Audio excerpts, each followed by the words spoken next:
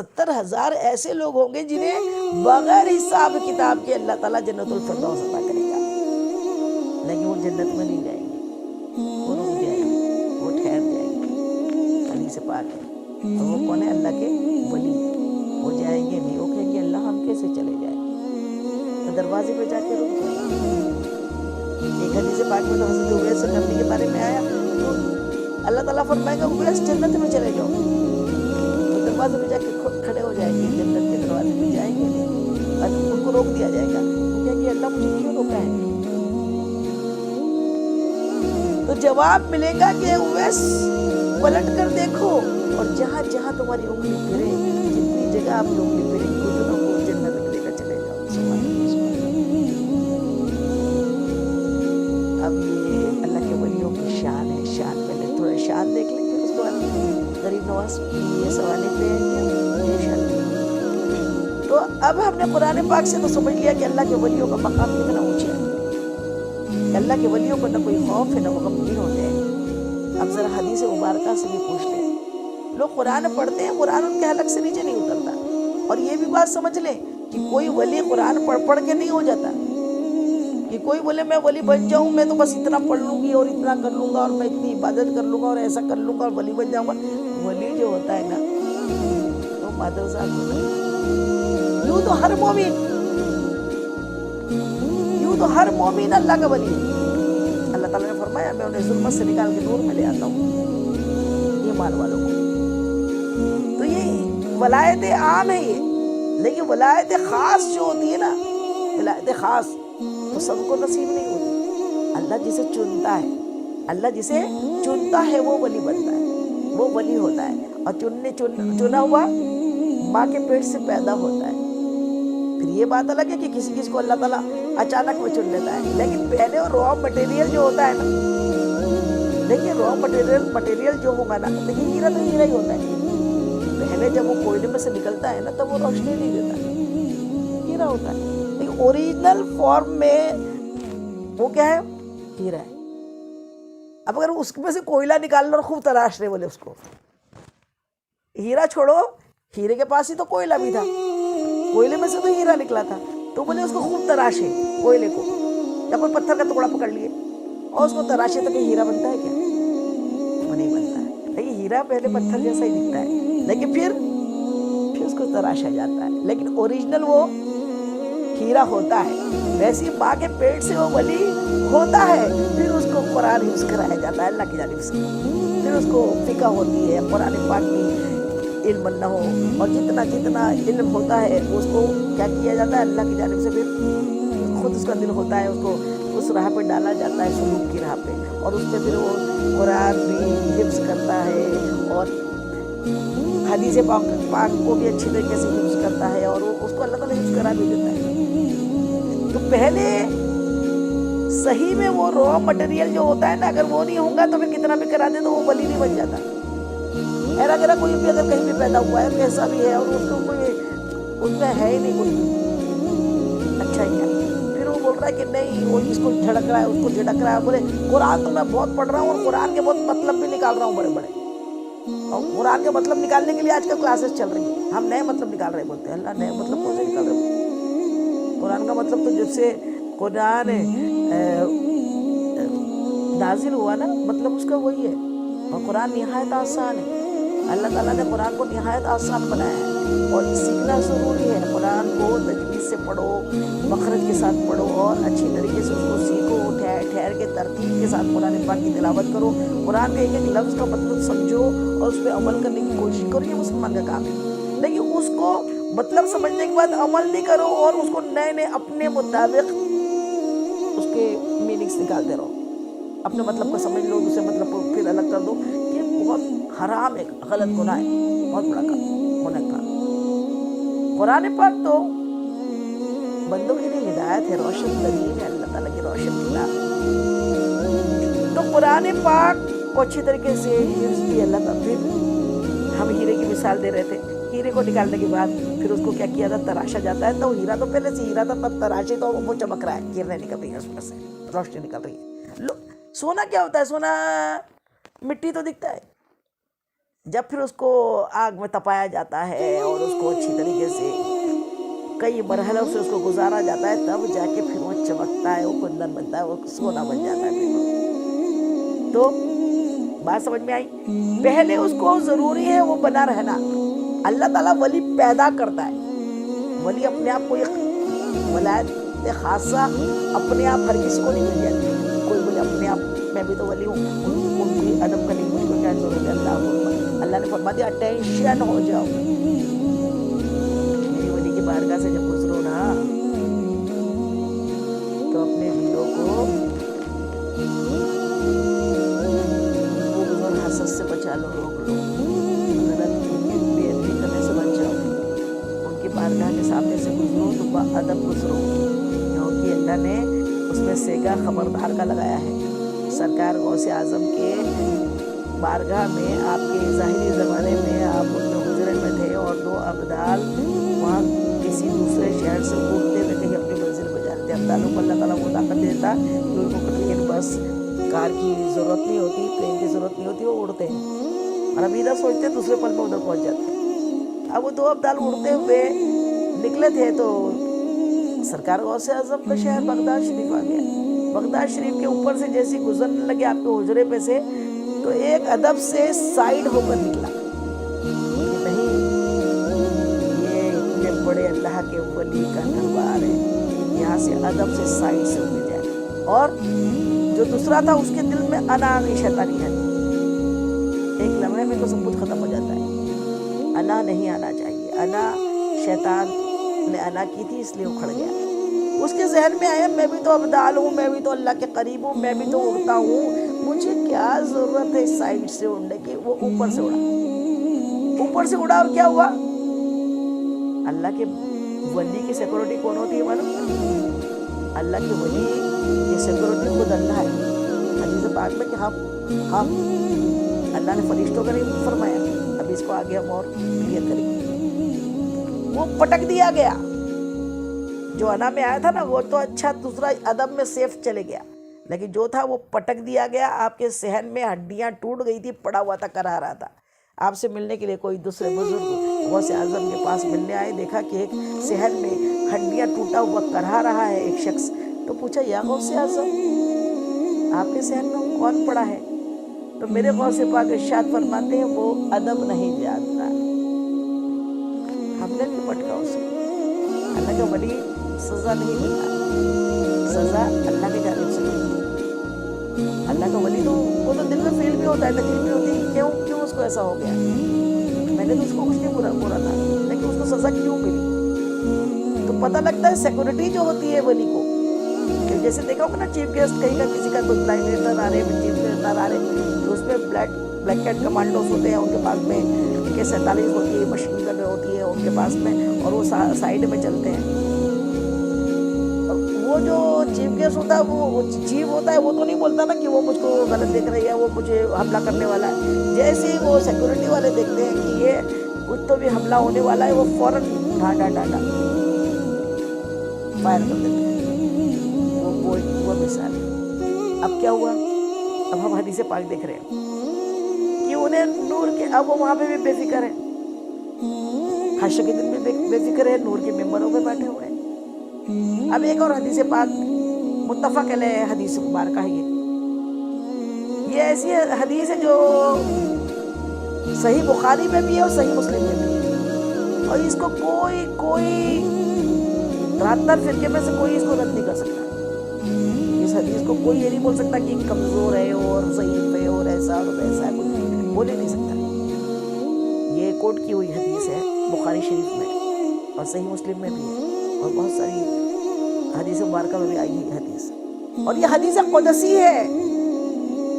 حدیث قدسی اسے بولتے ہیں جس میں حضور پاک صلی اللہ علیہ وسلم تو فرما رہے ہیں، اور ساتھ میں کس کے بارے میں فرما رہے ہیں کہ اللہ عز و جل ارشاد فرماتا ہے۔ سمجھ میں؟ اللہ عز و جل ارشاد فرماتا ہے۔ تو اب یہ حدیث پاک سے صحیح بخاری صحیح مسلم میں یہ حدیث مبارکہ درج ہے کہ میرے آقا مدنی آقا سونے آقا ارشاد فرماتے ہیں کہ اللہ عز و جل ارشاد فرماتا ہے۔ حدیث قدسی اللہ عز و جل ارشاد فرماتا ہے کہ جب کوئی میرا بندہ، اللہ تعالیٰ فرما رہا ہے، جب کوئی میرا بندہ فرضوں کے ساتھ ساتھ نفلوں کی کثرت کرتا ہے،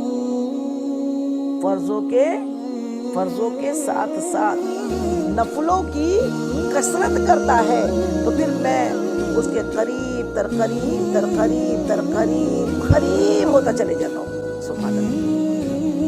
اللہ تعالیٰ فرماتا ہے، اور اتنا قریب ہو جاتا ہوں، اتنا قریب ہو جاتا ہوں، اتنا قریب ہو جاتا ہوں کہ میں اس کی زبان بن جاتا ہوں جس سے وہ بولتا ہے، میں اس کی آنکھیں بن جاتا ہوں جس سے وہ دیکھتا ہے، میں اس کے کان بن جاتا ہوں جس سے وہ سنتا ہے، میں اس کے ہاتھ بن جاتا ہوں جس سے وہ پکڑتا ہے، اور میں اس کے پاؤں بن جاتا ہوں جس سے وہ چلتا ہے. اور پھر اللہ کا ارشاد فرماتے ہیں کہ اللہ عز و جل ارشاد فرماتا ہے کہ پھر وہ میرا ولی، وہ میرا دوست بن جاتا ہے، میرا ولی بن جاتا ہے. کیوں؟ فرضوں کے ساتھ ساتھ نفلوں کی کثرت کرتا ہے، تو پھر میں اس کے قریب تر قریب تر قریب تر قریب ہوتا چلے جاتا ہوں، اور اتنا قریب کہ زبان بن جاتا ہوں، آنکھ بن جاتا ہوں، کان بن جاتا ہوں، ہاتھ بن جاتا ہوں، اور پیر بن جاتا ہوں. اور پھر جب میرا وہ ولی کسی چیز کی قسم کھا لے، کوئی بات کہہ دے، زبان سے نکل جائے، تو اسے میں پورا کر دیتا ہوں. اللہ تعالیٰ فرماتا ہے اسے ہم پورا کر دیتے ہیں. اور پھر وہ قسم کھا لے، وہ پوری زبان سے جو نکلا وہ پورا. اور پھر آگے اللہ تعالیٰ ارشاد فرماتا ہے کہ اور سنو اے لوگو، میرے اس ولی کے بارے میں جو کوئی بغض رکھتا ہے، حسد جلن رکھتا ہے، اس کے بارے میں بری باتیں بولتا ہے، پروپگنڈے کرتا ہے، برا باتیں پھیلاتا ہے، اس سے میرا اعلان جنگ ہے. اللہ کا اعلان جنگ، اعلان جنگ ہے. کس کا اعلان جنگ؟ اللہ کا اعلان جنگ ہے. اور پھر ہم اس پہ بھوکے شیر کی طرح جھپٹتے ہیں. اللہ اکبر. بھوکے شیر کی طرح جھپٹتے ہیں. یہ ہوئی بخاری شریف کی حدیث مبارکہ. نہیں ہو تو چیک کریے گا، بخاری شریف، صحیح مسلم. اب اس حدیث پاک کو تھوڑا سا سمجھ لیں اچھے سے. حدیث قدسی ہے، اللہ تعالیٰ ارشاد فرما رہا ہے، اور ارشاد میں کیا فرما رہا ہے؟ میرا بندہ فرضوں کے ساتھ ساتھ مطلب آج تک دنیا میں کوئی ایسا ولی نہیں ہوا جو اس سے پہلے عبادت نہیں کی. بنا عبادت کے کوئی اللہ کا بندہ ہی نہیں بنتا. ولی تو دور کی بات ہے. بندہ ہی تو کا نام بھی تو، بندے کا میننگ کیا ہے؟ بندہ کا مطلب بندگی، بندے کا مطلب بندگی کرنے والا، عبادت کرنے والا. اللہ کا فالوور جو ہوتا ہے عبادت کرنے والا، اللہ کی اطاعت کرنے والا. اور جب اللہ اوپر کی آواز آئے، نماز میں گر جائے، وہ سجدے میں گر جائے. اور یہ تو 5 ٹائم کی نماز تو بندے کے لیے فرض ہے. 5 ٹائم کی نماز کے بنا تو بندہ بنتا ہی نہیں ہے. ولی تو بہت بات کی بات. اب 5 کے بعد اللہ نے کیا فرمایا؟ صرف فرض نہیں. اب 5 ٹائم کی نماز یہی فرض نہیں ہے. اپنے ماں باپ کا حق ادا کرنا، اپنے شوہر کا حق ادا کرنا، اپنے بال بچوں کا حق ادا کرنا، اپنے بھائی بہنوں کا حق ادا کرنا، اپنے پڑوسیوں کا حق ادا کرنا، اپنے رشتہ داروں کا حق ادا کرنا، اور حقوق اللہ بھی اچھے سے نبھانا، حقوق العباد بھی اچھے سے نبھانا. یہ فرض ہے. یہ دونوں چیز کیا ہے؟ فرض ہے. اللہ کے حق بھی، اللہ کے بندوں کے بھی حق بھی، یہ دونوں کیا ہے؟ فرض ہے. یہ دونوں فرضوں کو اچھے سے نبھانے کے بعد اللہ تعالیٰ فرمائے فرضوں کے ساتھ ساتھ، یعنی فرضوں کے ساتھ ساتھ یہ سارے فرض نبھانے کے بعد پھر نفلوں کی کثرت کرتا ہے. نفلوں کی کثرت مطلب کوئی بیمار ہو گیا ہے، عیادت کو جا رہا ہے، اس کے لیے فکر کر رہا ہے، اس کو کھانے بنا کے بھیج رہا ہے. یہ نفل عبادتیں. اور پھر رات بھر کھڑے ہو کے اپنے اللہ کی بارگاہ میں سجدہ ریز ہو رہا ہے، سجدے کر رہا ہے، نماز پڑھ رہا ہے، عبادت میں لگا ہوا ہے. تو یہ ہے نفل عبادت. پھر فجر تو پڑھ رہا ہے، ساتھ میں چاشت بھی، اشراق بھی پڑھ رہا ہے، چاشت بھی پڑھ رہا ہے، مغرب اوابین بھی پڑھ رہا ہے. اور جس قدر ہو سکے اس کا ہمہ وقت پورا کے پورا وقت کیا ہو رہا ہے؟ نفل عبادت بھی اس کی جاری ہے. فرض تو ہے، اور بنا فرض کے نفل قبول ہی نہیں ہے. اب وہ اللہ تعالیٰ نے کیا ارشاد فرمایا؟ میرا ولی وہ ہے کون ہے؟ جو فرضوں کے ساتھ ساتھ نفلوں کی کثرت کرتا ہے، نفلوں کی زیادتی کرتا ہے، نفل عبادت بہت زیادہ کرتا ہے، نفل اللہ کو راضی کرنے کے کام کرتے رہتا ہے، تو پھر وہ میرے کیا ہو جاتا ہے؟ اللہ تعالیٰ فرما رہا ہے وہ ہمارے قریب تر قریب تر قریب تر قریب ہوتا چلے جاتا ہے۔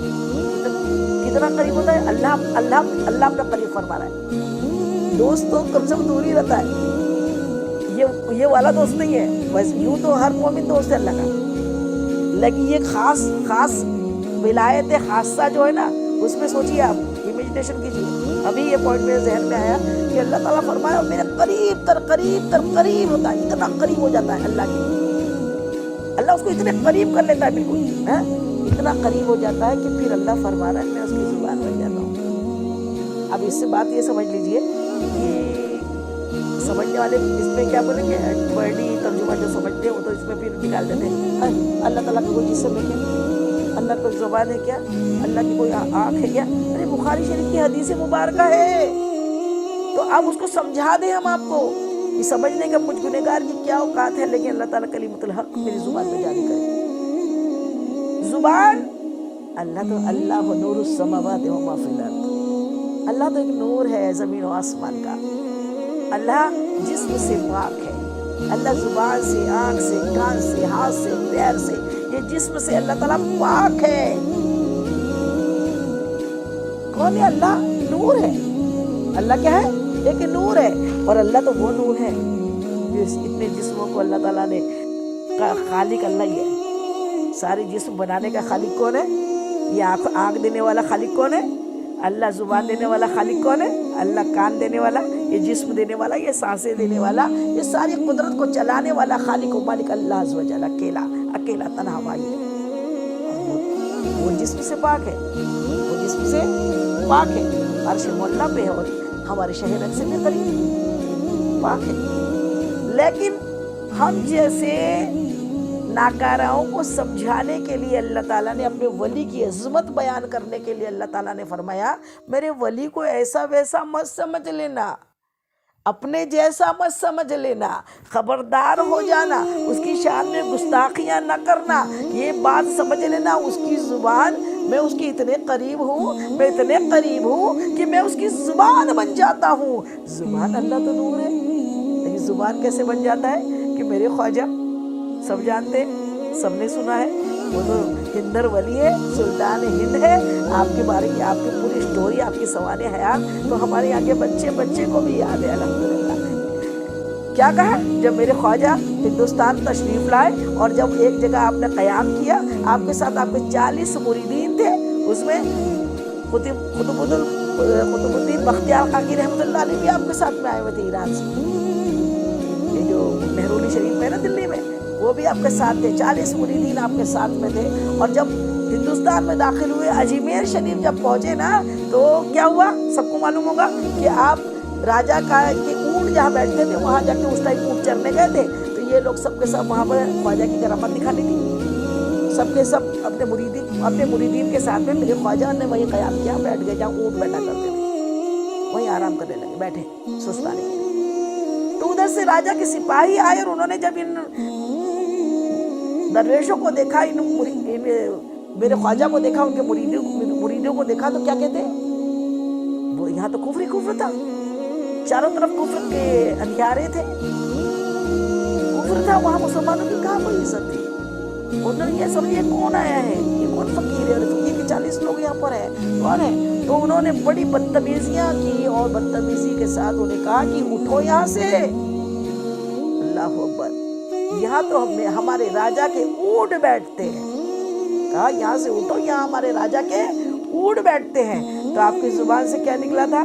آپ کی زبان سے نکلا تھا اونٹ تو اب تمہارے راجہ کے بیٹھے ہی رہیں گے، تمہارے راجہ کے اونٹ تو اب بیٹھے ہی رہیں گے، اتنا زبان سے نکلا تھا، اور آپ اٹھ کے وہاں سے کوئی جھگڑا نہیں کیا، کوئی بات نہیں بڑھائی، کہا ٹھیک ہے کہ تمہارے راجہ کے اونٹ بیٹھتے ہیں تو اونٹ تو اب بیٹھے ہی رہیں گے، بس۔ زبان تو میرے خواجہ کی تھی نا، لیکن تاثیر اس میں رب کی تھی، کس کی تھی؟ रब के हुक्म के बिना पत्ता भी नहीं हिलता। रब के हुक्म के बिना कोई चौपाया थोड़ी चलता है। कोई उठ नहीं सकता, बैठ नहीं सकता, चल नहीं सकता। हमारी कभी एक आध नस यहाँ की लग जाती है ना तो गर्दन ऐसी नहीं होती। उसके हुक्म के बिना आजमाता है वो। कभी यहाँ की नस लग गई ना, चल नहीं सकते। जिस्म तो हमारा है ना, लेकिन उसका अगर हुक्म हो जाए नहीं चलना है तो चल सकते हो क्या? सांस ले सकते, सांस हुक्म आ गया, निकाल लो सांस, सब कर लो, रूह कब्ज कर लो, होगी बात खत्म। तो सब कुछ हम तो उसकी कठपुतली है। अल्लाह ताला के वली, हिंदर वली मेरे ख्वाजा गरीब नवाज मोइनुद्दीन चिश्ती अजमेरी रहमतुल्लाह अलैह की जुबान मुबारक से निकला, अच्छा तो अब तुम्हारे राजा के ऊँट तो बैठे ही रहेंगे। बैठे तो बैठे रहेंगे। जुबान से निकलना था, वो जुबान से निकलना था कि ऊँट बैठे, ऐसे बैठे उठने का नाम ही नहीं है। अब ऊँट वाले चराने वाले मार मार के ऊँट वाले उसको उठा रहे, ऊँटों को उठा रहे, ऊँट को, अरे उठो। वो क्यों उठेंगे? अल्लाह के वली की जुबान से निकला था बैठे ही रहेंगे। अब वो बैठे रहे, समझ गए अल्लाह अकबर, वो तो बड़े चमत्कारी आए थे। वो दरवेश जो थे उनने तो उनका ही करिश्मा दिख रही है कि ऊँट उठने को कितना भी मार लिया, पानी डाला, सब किया, ऊँट उठे नहीं। फिर खबर पहुंची, हमने उनको उठाया था, उन्होंने कहा था ऊँट तो बैठे ही रहेंगे, बैठे ही रहेंगे। आपने कह दिया, अल्लाह ने सुन ली और अल्लाह के हुक्म से ऊँट बैठे ही रह गए, उठने का नाम नहीं लिया। फिर जब वहाँ जाके माफ़ी मांगी तो मेरे ख्वाजा ने कहा, ख्वाजा के हुक्म से ऊँट फिर बढ़ गए। तो अब ये हदीस पाक को अच्छे से समझ लें हम कि ज़ुबान तो मेरे ख्वाजा की थी, लेकिन उसमें निस्बत अल्लाह की। अल्लाह ने फरमाया हम उसकी ज़ुबान बन जाते हैं जब वो बोलता है। आपने कह दिया जो कह दिया,